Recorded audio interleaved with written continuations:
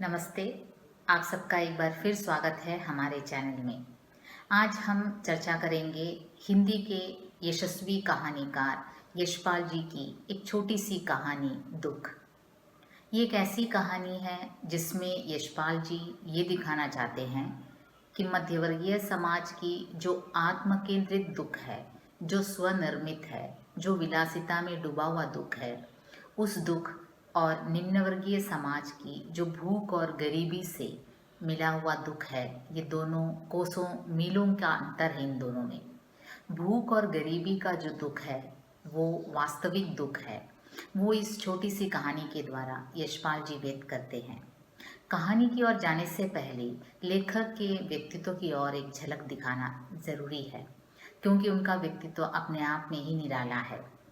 1903 में पंजाब में फिरोजपुर में यशपाल जी का जन्म हुआ और बचपन से ही उनका लगाव गांधीवादी विचारों की ओर हुआ, जैसे देश के लिए कुछ कर मिटना चाहते थे।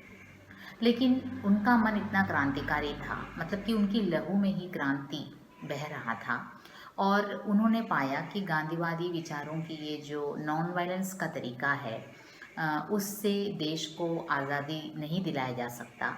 और उनका झुकाव सुखदेव और भगत सिंह जैसे क्रांतिकारी स्वतंत्रता से जुड़े हुए जो लोग थे उनकी ओर हो गया और वे भी गांधीवादी विचारों सूत्र को छोड़कर क्रांति की ओर जाने लगे।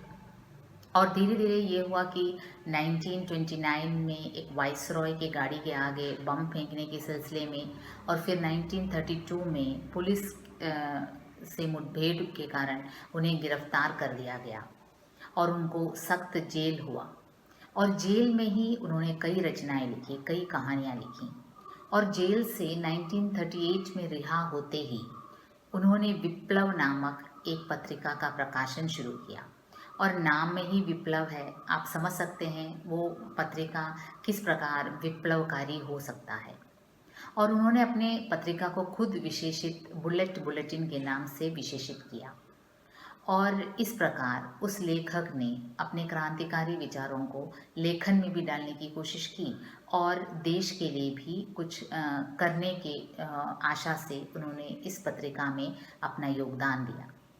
और इस प्रकार 1971 में भारत सरकार ने उन्हें पद्म भूषण से सम्मानित किया। उनके नाम पर पोस्टल स्टैम्प, इंडिया गवर्नमेंट ने पोस्टल स्टैम्प भी निकाला। और वैसे पद्म भूषण से पहले भी उन्हें कई पुरस्कार साहित्यिक रचनाओं के लिए मिल चुके थे, जैसे देव पुरस्कार, सोवियत लैंड नेहरू पुरस्कार, मंगला प्रसाद पारितोषिक। इस प्रकार की कई सम्मान से वे सम्मानित हो चुके थे। ऐसे लेखक, महान लेखक जिनके 16 से करीब कहानी संग्रह प्रकाशित हो चुके थे और कई उपन्यास जिनमें झूठा सच बहुत ही प्रसिद्ध है, जैसे वो देश विभाजन पर केंद्रित है। ऐसे महान लेखक, यशस्वी लेखक यशपाल जी की कहानी है दुख। तो आइए हम दुख कहानी की ओर जाते हैं।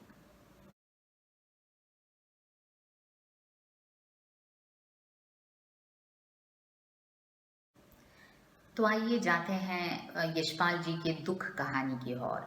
ये एक छोटी सी कहानी है जिसमें शुरुआत दिलीप और हेमा नामक एक पति पत्नी है, उनके बीच झगड़ा हो जाता है एक छोटी सी बात को लेकर। वैसे छोटी सी बात नहीं है, यहाँ दिखाया गया है कि दिलीप ने हेमा को दाम्पत्य जीवन में पूरी स्वतंत्रता दे रखी थी, लेकिन दिलीप भी उसी स्वतंत्रता की चाह रखता था अपनी पत्नी से।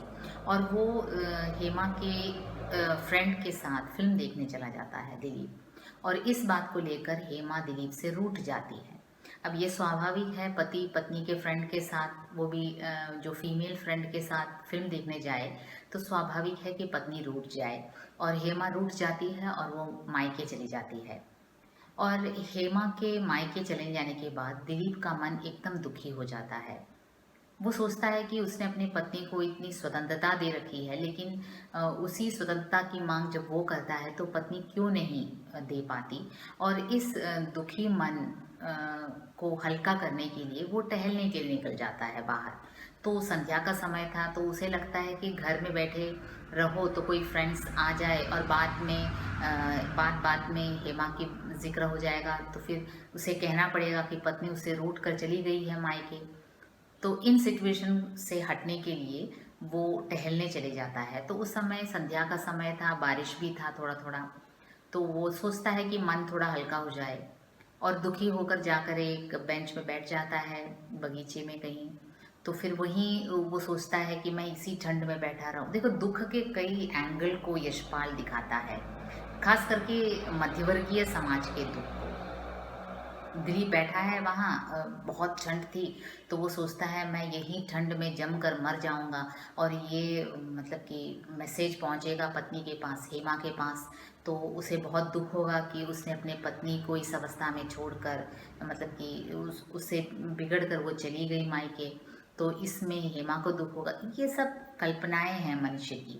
जब हम दुखी होते हैं तो हम सोचते हैं, खास करके जब कोई अपनों से जब हम लड़ते हैं, तो हम भी इस प्रकार के कई एंगल से सोचते हैं कि देखो मैं मर जाऊं तो उसे बहुत दुख होगा।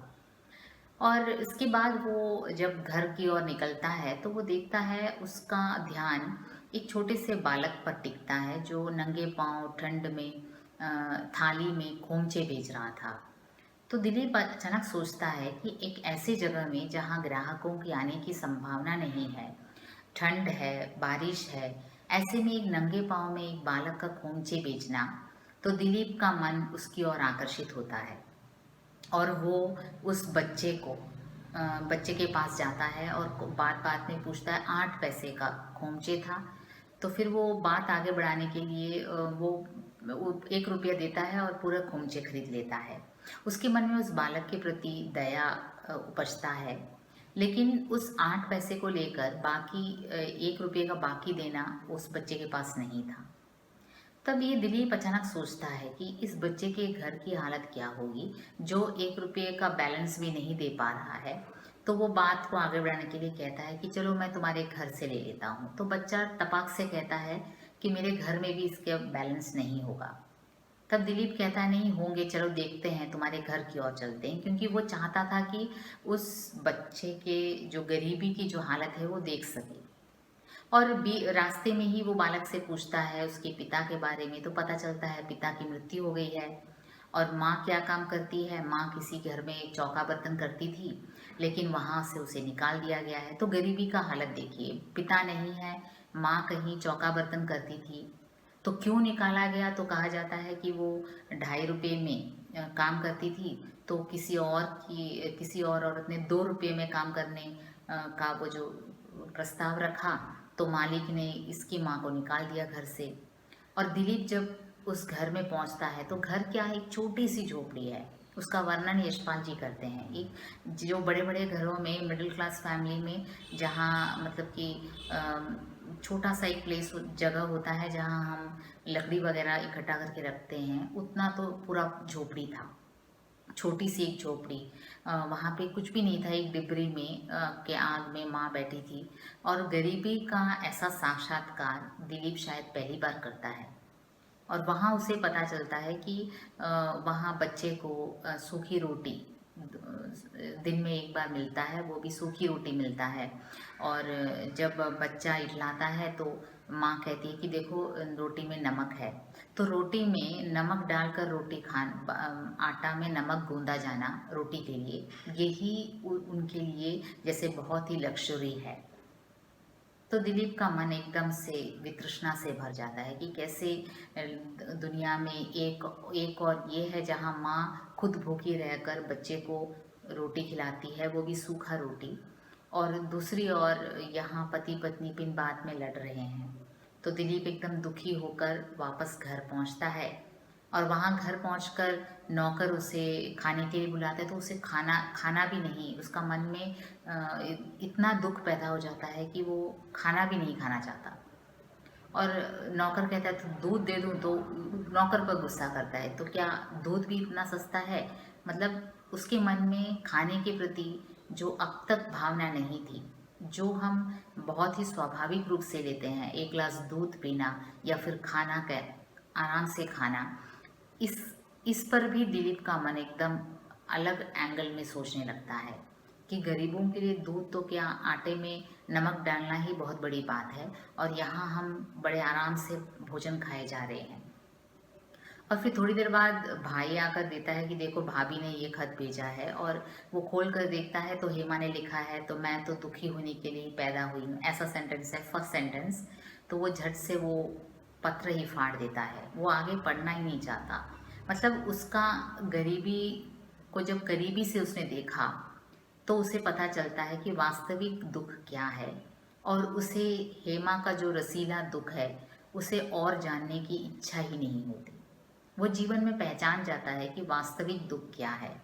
बाकी जो सभी दुख हैं हमारे स्वनिर्मित दुख है, जो कोई मायने नहीं रखता ज़िंदगी में।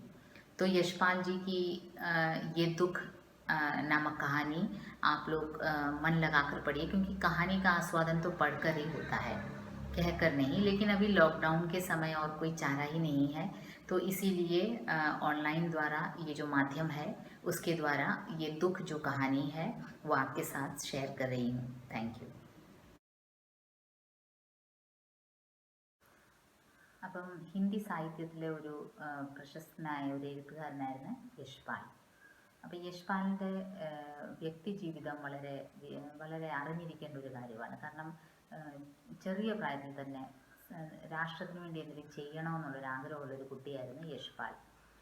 പഞ്ചാബിൽ 1903 ഫിറോസ്പൂരിൽ ജനിച്ച യശ്പാൽ ചെറിയ പ്രായത്തിൽ തന്നെ ഗാന്ധിജിയുടെ ആദർശങ്ങളോട് ആകർഷിതനായി.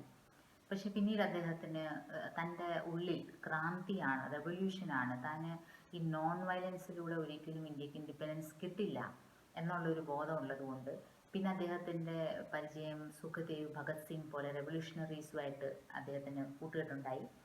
അങ്ങനെ 1929 അദ്ദേഹം പോലീസിൽ വൈസ്രോയുടെ വണ്ടിയുടെ അവിടെ ബോംബ് എറിയാനുള്ളൊരു ഇഷ്യൂ ഉണ്ടായി. 1932 പോലീസുമായിട്ടുള്ള ഏറ്റുമുട്ടലിൽ അദ്ദേഹത്തിനെ അറസ്റ്റ് ചെയ്തു, ജയിലിലായി. 1938 ജയിലിൽ നിന്ന് ഇറങ്ങിയിട്ട് തന്നെ അദ്ദേഹം വിപ്ലവ് എന്ന് പറഞ്ഞ ഒരു മാഗസിൻ, ആ മാഗസിൻ്റെ പേര് തന്നെ ഉണ്ട് വിപ്ലവം. ഇപ്പം ജയിലിൽ പോയതുകൊണ്ടൊന്നും അദ്ദേഹത്തിൻ്റെ ക്രാന്തികാരി സ്വഭാവത്തിൽ, റെവല്യൂഷണറി സ്വഭാവത്തിൽ ഒരു മാറ്റവും ഇല്ലാതെ അന്ന് സത്യം. പിന്നെ ജയിലിൽ നിന്ന് ഇറങ്ങി അദ്ദേഹം ജയിലിലായിരുന്നപ്പോഴും അദ്ദേഹം വളരെയധികം എഴുത്തിൽ മുഴുകിയിരുന്നു. ജയിലിൽ ഇറങ്ങിക്കഴിഞ്ഞു അദ്ദേഹം ഒരുപാട് പ്രസിദ്ധീകരണങ്ങൾ പ്രസിദ്ധീകരിച്ചു. അപ്പോൾ അദ്ദേഹത്തിൻ്റെ എഴുത്തിൻ്റെ പ്രശസ്തി കാരണം, എഴുത്തിൻ്റെ മഹിമ കൊണ്ട് അദ്ദേഹത്തിന് 1971 ഇന്ത്യ ഗവൺമെൻറ് പത്മഭൂഷൺ നൽകി ആദരിച്ചു. അത് മാത്രമല്ല, അതിനു മുമ്പേ അദ്ദേഹത്തിന് കുറേ പുരസ്കാരങ്ങൾ, ഞാൻ നേരത്തെ പറഞ്ഞ പോലെ ദേവ് പുരസ്കാർ, പിന്നെ മംഗള പ്രസാദ് പാരിതോഷിക്, സോവിയറ്റ് ലാൻഡ് നെഹ്റു പുരസ്കാർ, അങ്ങനെ ഒരുപാട് പുരസ്കാരങ്ങൾ ലഭിച്ചിട്ടുണ്ട്. ഇന്ത്യ ഗവൺമെൻറ് അദ്ദേഹത്തിൻ്റെ പേരിലൊരു പോസ്റ്റൽ സ്റ്റാമ്പ് ഇറക്കി ആദരിച്ചിട്ടുണ്ട്. അപ്പോൾ ഇത്രയും മഹാനായ പ്രസിദ്ധനായ ഒരു എഴുത്തുകാരൻ, അദ്ദേഹത്തിന് 16ൽ കൂടുതൽ സ്റ്റോറി കളക്ഷൻസ് ഇറങ്ങിയിട്ടുണ്ട്, കുറേ നോവൽസ് ഇറങ്ങിയിട്ടുണ്ട്. അദ്ദേഹത്തിൻ്റെ ഝൂട്ടാ സച്ച് എന്ന് പറഞ്ഞ നോവൽ വളരെ ഫേമസ് ആണ്. ഇൻഡിപെൻഡൻസ് പാർട്ടീഷൻ, ഇന്ത്യ പാർട്ടീഷനെ ബേസ് ചെയ്തൊരു നോവലാണ്. അപ്പോൾ അങ്ങനെയുള്ള ഒരു എഴുത്തുകാരൻ, മഹാനായ എഴുത്തുകാരൻ യശ്പാലിൻ്റെ സ്റ്റോറിയാണ് ദുഃഖ്. നമുക്ക് ദുഃഖിലേക്ക് പോകാം. അപ്പം നമ്മളിന്ന് യശ്പാൽ എന്ന് പറഞ്ഞ ഒരു ഹിന്ദി എഴുത്തുകാരൻ്റെ ദുഃഖ് എന്ന സ്റ്റോറിയാണ് നമ്മളിന്ന് ഡിസ്കസ് ചെയ്തത്. ദുഃഖ് എന്ന് പറയുമ്പോൾ ഒരു സിമ്പിൾ സ്റ്റോറിയാണ്. ഒരു ദിലീപ് ഹേമ, രണ്ട് കപ്പിൾസാണ്. അവർ തമ്മിൽ പരസ്പരം ഒരു കാര്യത്തിന് വഴക്കിടും. എന്നിട്ട് വൈഫ് പിണങ്ങി വൈഫ് ഹൗസിലേക്ക് അങ്ങ് പോകും. ഇവർ തമ്മിലുള്ള ഒരു തർക്കത്തിന് കാരണം ദിലീപ് ഹേമയുടെ ഗേൾ ഫ്രണ്ടുമായിട്ട് ഫിലിം കാണാൻ പോയി, ഹേമയുടെ ഗേൾ ഫ്രണ്ടുമായിട്ട്. അപ്പോൾ ഇതറിഞ്ഞിട്ട് ഹേമ ദുഃഖിക്കുകയും വഴക്കിടുകയും അടുത്ത ദിവസം സ്വന്തം വീട്ടിലേക്കാണ് പോവുകയും ചെയ്തു. അപ്പോൾ ദിലീപ്, സ്റ്റോറി തുടങ്ങുന്നത് അങ്ങനെയാണ്. അപ്പോൾ ദിലീപ് വളരെ ദുഃഖിച്ചിരിക്കുന്നു. അപ്പോൾ എഴുത്തുകാരൻ മധ്യവർഗീയ വ്യക്തികളുടെ സ്വന്തം നിർമ്മിക്കുന്ന ഒരു ദുഃഖിനെ പറ്റിയാണ് പറയുന്നത്. അപ്പോൾ ദിലീപ് ആലോചിക്കുന്നത്, ഞാൻ എൻ്റെ ഫാമിലി ലൈഫിൽ വൈഫിന് എല്ലാ സ്വാതന്ത്ര്യവും കൊടുത്തിട്ടുണ്ട്, പക്ഷെ അതേ ആറ്റിറ്റ്യൂഡിൽ എനിക്ക് തിരിച്ചിങ്ങോട്ട് സ്വാതന്ത്ര്യം കിട്ടുന്നില്ല എന്ന് പറഞ്ഞ് ദിലീപും വൈഫ് പിണങ്ങി പോയതിനു ശേഷം ദുഃഖിച്ചിരിക്കുകയും പിന്നെ തൻ്റെ മനസ്സൊന്ന് ശാന്തമാക്കാൻ വേണ്ടി വൈകിട്ടൊന്ന് ഇറങ്ങി നടക്കുകയും ചെയ്യും. സന്ധ്യയായിരുന്നു. അപ്പോൾ അതിന് പറയുന്നൊരു കാരണമുണ്ട്. ദിലീപ് വീട്ടിലിരുന്നാൽ ഫ്രണ്ട്സ് വരികയും പിന്നെ വൈഫ് എന്തെങ്കിലും ചോദിക്കുകയും ചെയ്യും. അപ്പോൾ ഈ ഒരു സിറ്റുവേഷൻ അവോയ്ഡ് ചെയ്യാൻ വേണ്ടി ദിലീപ് വിചാരിക്കും അല്പം വെളിയിലൊന്ന് കറങ്ങാവും. അപ്പം മഴ പെയ്തിരുന്നു, തണുപ്പുള്ള സന്ധ്യയാണ്.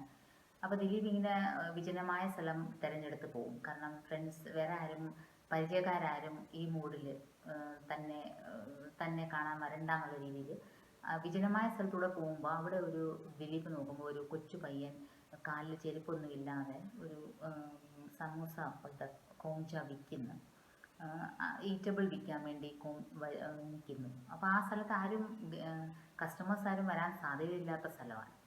അപ്പോൾ ദിലീപ് ആലോചിക്കും, ഇത്രയും ദാരിദ്ര്യമുള്ളൊരു കുടുംബം കാണുമോ എന്ന് വെച്ചാൽ ഒരു കൊച്ചു കുട്ടീനെ ചെരുപ്പ് പോലും ഇല്ലാതെ, പ്രോപ്പർ വൂളൻ ക്ലോത്ത്സ് ഇല്ലാതെ, ഈ അതും ചെറിയൊരു പ്ലേറ്റിൽ, വീട്ടിൽ തന്നെ ഉപയോഗിക്കുന്ന ഒരു പ്ലേറ്റിൽ ഇങ്ങനെ വിൽക്കാനായിട്ട് വിൽക്കുന്നു. അപ്പോൾ അതിനടുത്തേക്ക് ചെന്ന് കൗതുകപൂർവ്വം ഇത് എത്ര രൂപയ്ക്കാന്ന് ചോദിക്കും. അങ്ങനെ 8 പൈസക്കുള്ള സാധനമുള്ള ആകെ കൂടെ ആ പയ്യൻ്റെ കയ്യിൽ വിൽക്കാൻ. അത് ദിലീപ് അങ്ങ് മേടിക്കുകയും 1 രൂപ കൊടുക്കുകയും. അപ്പോൾ 1 രൂപയ്ക്ക് ബാക്കി കൊടുക്കാൻ പോലും ഈ കുട്ടിയുടെ കയ്യിൽ ഇല്ല. അപ്പോൾ ഈ കുട്ടിയുടെ വീടിൻ്റെ അവസ്ഥ ഒന്ന് കാണുമല്ലോ എന്ന് വിചാരിച്ച് ദിലീപ് പറയും, വീട്ടിലേക്ക് വരാം, അവിടെ നിന്ന് ബാലൻസ് എടുക്കാം. അപ്പോൾ കുട്ടി പറയും, എൻ്റെ വീട്ടിലും ഇതിൻ്റെ ബാലൻസ് കാണില്ല എന്ന്. അപ്പോൾ ദിലീപിന് പെട്ടെന്നൊരു ഞെട്ടലുണ്ടാവും. 1 രൂപയ്ക്ക് പോലും ഒരു ബാക്കി എടുക്കാനില്ലാത്തൊരു കുടുംബമോ. അങ്ങനെ വഴിയിലേ നടക്കുമ്പോൾ ഈ കുട്ടിയോട് കുശലം ചോദിക്കും, അച്ഛൻ എന്ത് ചെയ്യുമ്പോൾ അച്ഛൻ മരിച്ചു പോയതാണ്. അപ്പോൾ അമ്മ എന്ത് ചെയ്യുന്നു എന്ന് ചോദിക്കുമ്പോൾ അമ്മ ഒരു വീട്ടിൽ ജോലിക്ക് പോയിരുന്നു, പക്ഷേ അവിടുന്ന് അങ്ങ് ഇറക്കി വിട്ടു, ജോലിയിൽ നിന്ന് ഇറക്കി വിട്ടു. കാരണം എന്ന് വെച്ചാൽ അമ്മ 2.5 രൂപയ്ക്കാണ്, ഇത് പണ്ടത്തെ കാര്യമാണ്, ഇപ്പോൾ ഇന്നത്തെ ഒരു 2000 രൂപ എന്ന് കൂട്ടാം. ഇപ്പോൾ 2.5 രൂപയ്ക്ക് ജോലി ചെയ്തിരുന്നിടത്ത് വേറൊരു സ്ത്രീ 2 രൂപയ്ക്ക് ജോലി ചെയ്യാമെന്ന് ഓഫർ ചെയ്തപ്പോൾ ഈ കുട്ടിയുടെ അമ്മേനെ അങ്ങ് പിരിച്ചു വിട്ടു. അപ്പോൾ ജോലി നഷ്ടപ്പെട്ട് ഇപ്പോൾ ഈ വീട്ടിൽ ചെല്ലുമ്പോൾ വളരെ ദയനീയ അവസ്ഥയാണ്, ഒരു കൊച്ചു കുടിൽ പോലെ. ഇപ്പം നമ്മൾ പൊത്താമ്പരയൊക്കെ മധ്യവർഗീയ സമൂഹം നമ്മൾ പൊത്താമ്പരയ്ക്ക് ഉപയോഗിക്കുന്ന വിറകൊക്കെ വെക്കാൻ ഉപയോഗിക്കുന്ന സ്ഥലത്തിന് അത്രയുള്ള ഒരു ചെറിയ കുടിലിൽ ഈ കുടുംബം താമസിക്കുന്ന ഈ അമ്മയും മോനും. അപ്പോൾ അവിടെ ഈ പൈസ കൊടുക്കുകയും ബാക്കി വേണ്ടാന്ന് ദിലീപ് പറയുകയും, പെട്ടെന്ന് ഇവരുടെ അമ്മ പറയും, വേണ്ട ബാക്കി സാറ് വെച്ചയുടെ പൈസ മകൻ വന്ന് നാളെ വന്ന് മേടിച്ചോളാം സാറിൻ്റെ കയ്യിൽ നിന്ന്. തീരെ ദാരിദ്ര്യമാണെങ്കിലും ആത്മാഭിമാനം ഒട്ടും കളയാത്തൊരു സ്ത്രീയായിരുന്നു അവർ. അവർക്ക് 1 രൂപ നാളെ വന്ന് മകൻ മേടിച്ചോളാം എന്നാണ് അവർ പറഞ്ഞത്. പക്ഷെ ദിലീപ് പറയും, എനിക്ക് ബാക്കി വേണ്ട, ഈ കുട്ടിക്ക് എന്തെങ്കിലും സ്വീറ്റ്സ് മേടിച്ച് കൊടുക്കുന്നു പറഞ്ഞ് ദിലീപ് അങ്ങ് പോവുകയും. പക്ഷെ ദിലീപ് അവരുടെ സംഭാഷണം അവിടെ നിന്ന് കേൾക്കുകയും ചെയ്യും. അപ്പോഴാണ് അറിയുന്നത് അവിടെ ഉണക്ക റൊട്ടിയാണ് ഈ കുട്ടിക്ക് കഴിക്കാനുള്ളത്. അതും കുട്ടി പറയും, എനിക്കിതേ ഉള്ളൂ എന്നൊന്ന് ചോദിക്കുമ്പോൾ അമ്മ പറയുന്ന മോനെ അതിൽ ഉപ്പ് മിക്സ് ചെയ്തിട്ടുണ്ട് ആട്ടയിൽ. അപ്പോൾ അത് അവർക്കൊരു ലക്ഷറി ആയിട്ടാണ്. ചപ്പാത്തി ഉണ്ടാക്കുന്ന ആട്ടയിൽ ഉപ്പ് മിക്സ് ചെയ്തെന്ന് തന്നെ ഒരു വലിയ സംഭവമാണ്. അപ്പോൾ ദിലീപ് ശരിക്കും ദാരിദ്ര്യത്തിൻ്റെ ഒരു പരാകാഷ്ഠയിലെത്തി നിൽക്കുന്ന ഒരു സീൻ കാണുമ്പോൾ ദിലീപിൻ്റെ മനസ്സിൽ തൻ്റെ സകല വിഷമവും, തൻ്റെ ദുഃഖം ഒന്നും അല്ല എന്നുള്ളത് ദിലീപിന് മനസ്സിലാവും. തിരിച്ച് വീട്ടിൽ ചെല്ലുമ്പം ദിലീപിന് തൻ്റെ ഭക്ഷണം കഴിക്കാൻ പോലും തോന്നത്തില്ല. അപ്പം ഭക്ഷണം വേണ്ടാന്ന് പറയുമ്പം ജോലിക്കാരൻ പാലുമായിട്ട് വരും, 1 ഗ്ലാസ് പാലുമായിട്ട്. അപ്പം ദിലീപിന് ദേഷ്യം വരും. ഈ പാല് നമ്മൾ വളരെ നിസ്സാരമായിട്ട് 1 ഗ്ലാസ് പാല് കുടിക്കുന്നത്, അത് കാണാൻ പോലും വകയില്ലാത്ത ഒരുപാട് കുടുംബങ്ങളുണ്ടെന്ന് ദിലീപിന് ആ സമയത്ത് ബോധ്യം വരും. എന്നിട്ട് ബ്രദർ, തൻ്റെ സഹോദരൻ വന്നതാ കൊടുത്തയച്ചതാ, 2 ആൾക്കാർ വന്ന് കത്ത് കൊടുത്തയച്ച്, ഹേമ കൊടുത്തുവിട്ട ഒരു കത്താണ്. അപ്പോൾ അതിൽ എഴുതിയിരിക്കുന്നത്, ഞാൻ ഫസ്റ്റ് സെൻറ്റൻസ് ഇങ്ങനെയാണ്, എൻ്റെ ജീവിതം ദുഃഖം കൊണ്ട് നിറഞ്ഞിരിക്കുകയാണ്, ദുഃഖം അനുഭവിക്കാൻ തന്നെയാണ് ഞാൻ ജനിച്ചിരിക്കുന്നത് എന്ന് പറഞ്ഞ് ഫസ്റ്റ് സെൻറ്റൻസ് വായിക്കുമ്പം തന്നെ ദിലീപിന് ആ കത്തങ്ങ് കീറിക്കളയാണ്. ദിലീപ് പറയാൻ, ദുഃഖം എന്താണെന്ന് അറിയാൻ വയ്യാത്ത ആൾ ദുഃഖത്തെപ്പറ്റി ഇങ്ങനെ വർണ്ണിക്കുന്ന കണ്ടപ്പം ദിലീപിന് ദേഷ്യം കൊണ്ട് ദിലീപ് ആ കത്തങ്ങ് കീറിക്കളയാണ്. അപ്പോൾ യശ്പാൽ ഒരു ക്രാന്തികാരി റൈറ്ററാണ്, റെവല്യൂഷണറി റൈറ്ററാണ്. അദ്ദേഹം ഈ കഥയിലൂടെ മധ്യവർഗ സമൂഹത്തിന് സ്വന്തം ഉണ്ടാക്കുന്ന ദുഃഖവും വിശപ്പ് കൊണ്ടുള്ള, ശരിക്കും ഇല്ലായ്മ കൊണ്ടുള്ള ദുഃഖവും തമ്മിലുള്ള ഒരു കമ്പാരിസനാണ് ഈ സ്റ്റോറിയിൽ, ദുഃഖ് എന്ന കഥയിൽ. അപ്പം നിങ്ങൾക്കിത് ഈ സ്റ്റോറി മനസ്സിലായി കാണുമെന്ന് കരുതുന്നു. കഥ എപ്പോഴും ആസ്വദിച്ച് തന്നെ പഠിക്കേണ്ട ഒരു കാര്യമാണ്, വായിച്ചാസ്വദിക്കേണ്ട. ഇപ്പം ധാരാളം സമയമുണ്ട്, നിങ്ങൾ സ്വയം വായിച്ചാസ്വദിക്കുക. പിന്നെ ഇപ്പം വേറെ ഓൺലൈൻ ക്ലാസ്സേ നിവൃത്തിയുള്ളൂ, അതുകൊണ്ട് ഇതിങ്ങനെ എടുക്കുന്നു. Thank you.